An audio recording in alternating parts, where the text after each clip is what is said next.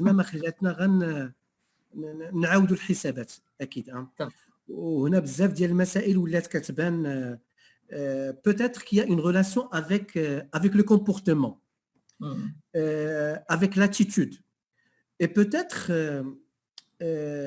changer cette attitude et changer ce comportement de la société civile a poussé peut-être l'État et beaucoup des chercheurs à introduire de nombreux nouveaux concepts.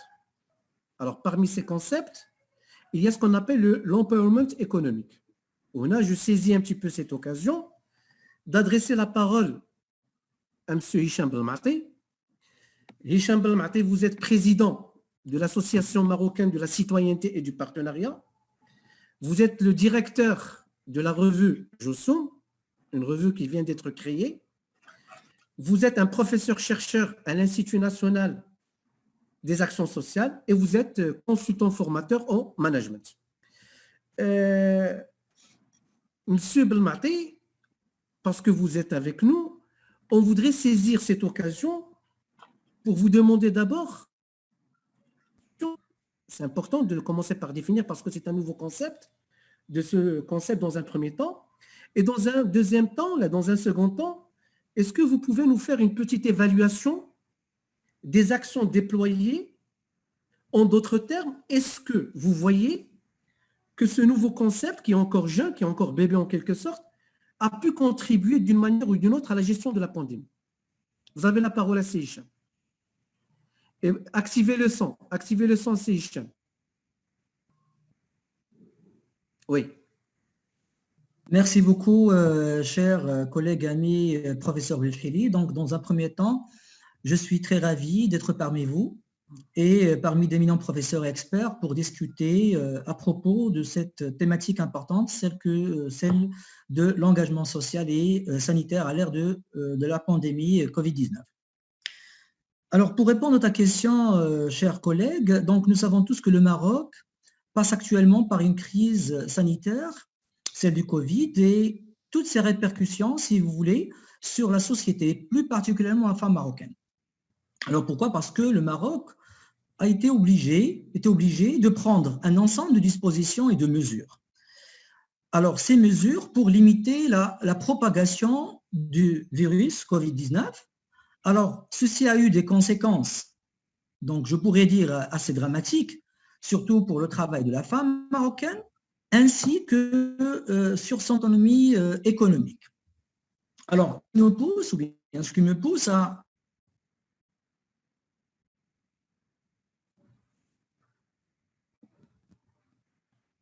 problèmes économiques de la femme marocaine à l'ère de la pandémie du Covid-19.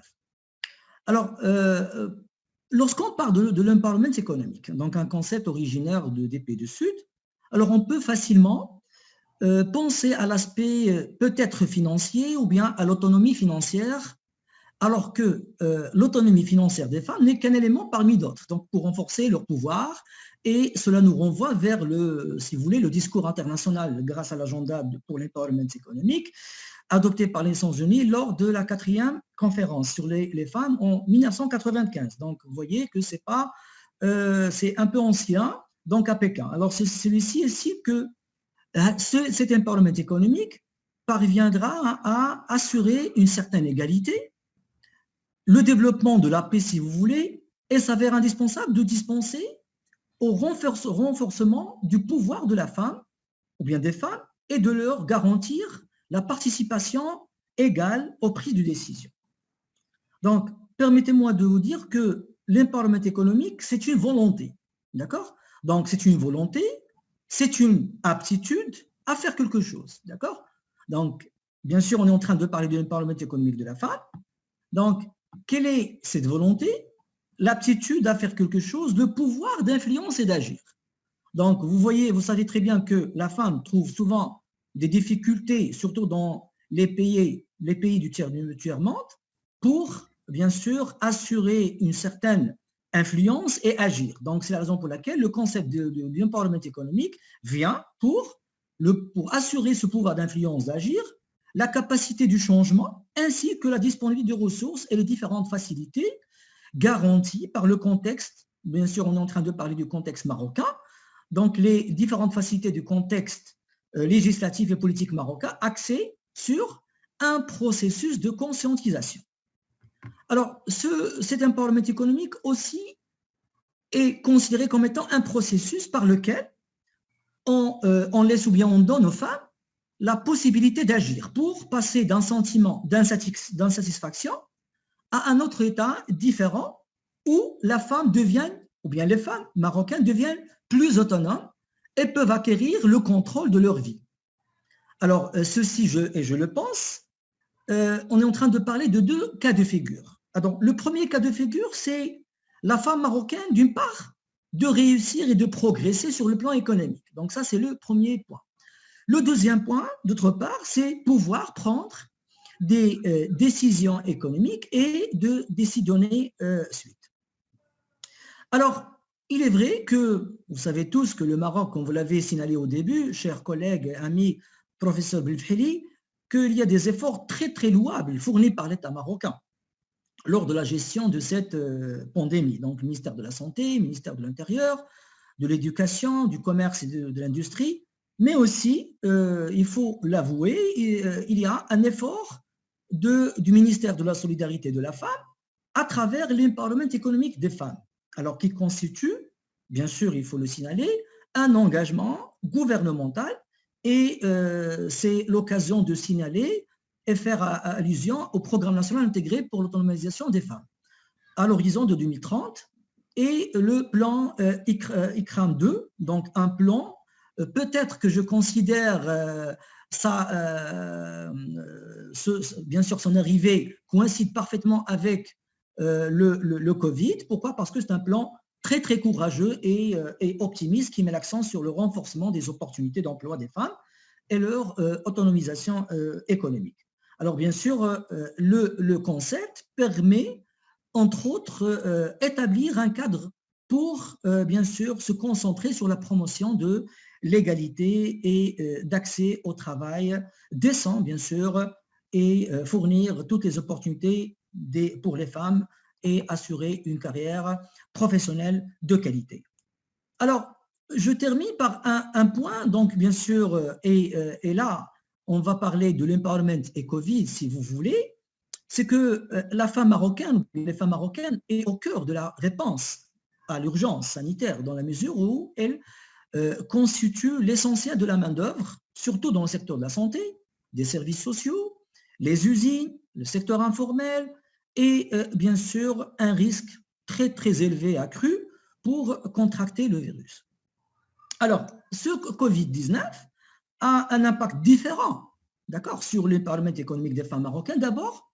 Donc, il y a le volet psychologique, d'accord, et l'état de l'incertain. Vous savez très bien, nous avons parlé de cet empowerment économique, le fait de donner la parole, donner la capacité, le pouvoir d'influence à la femme, mais avec le Covid-19, il y a une certaine instabilité psychologique et l'état de l'incertain, mais aussi en raison, si vous voulez, des différents rôles économiques, socio-économiques et des inégalités inexistantes, donc les mesures générales de la distanciation sociale, il faut l'avouer, ont un peu ralenti, bien sûr, et bien sûr, ils ont influencé le processus qui a été tracé avant. Donc, bien sûr, je disais que le ralentissement économique résultant de la crise qui ont touché le plus précisément les femmes occupant des postes ou bien des emplois qui sont, bien sûr, journaliers, saisonniers et peut-être domestiques qui ont causé ou bien qui sont répercutés sur leur vie personnelle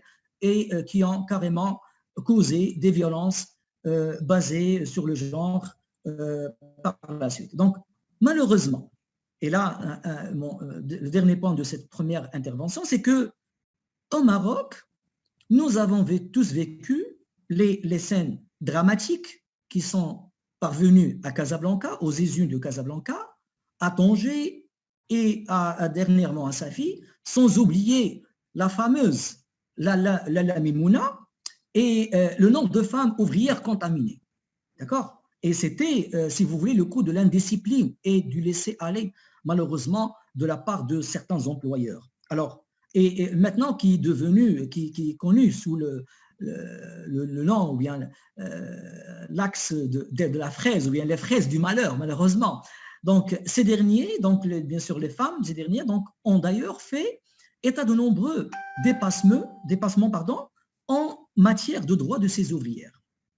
Alors, le problème, c'est que les femmes ouvrières qui travaillent dans ces champs ou bien dans ces entreprises, dans ces usines, manifestement, ils ne sont manifestement pas déclarés à la CNSS, ils n'ont pas encore atteint l'âge légal du travail, l'embauche des filles qui n'ont même pas atteint l'âge de 16 ans, et encore les salaires minimum légal qui n'a pas été garanti.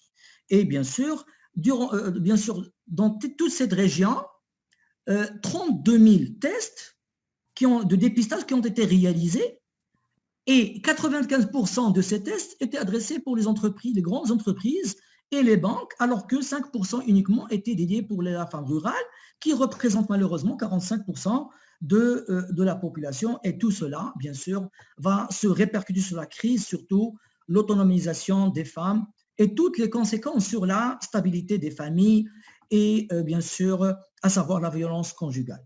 Alors, permettez-moi aussi de faire allusion ou bien d'évoquer un dernier point de mon intervention, et je m'excuse toujours pour ce petit, donc d'avoir pris plus de temps comme vous l'avez accordé, c'est qu'il y avait un conseil de coordination qui a été créé lors de la déclaration de Marrakech.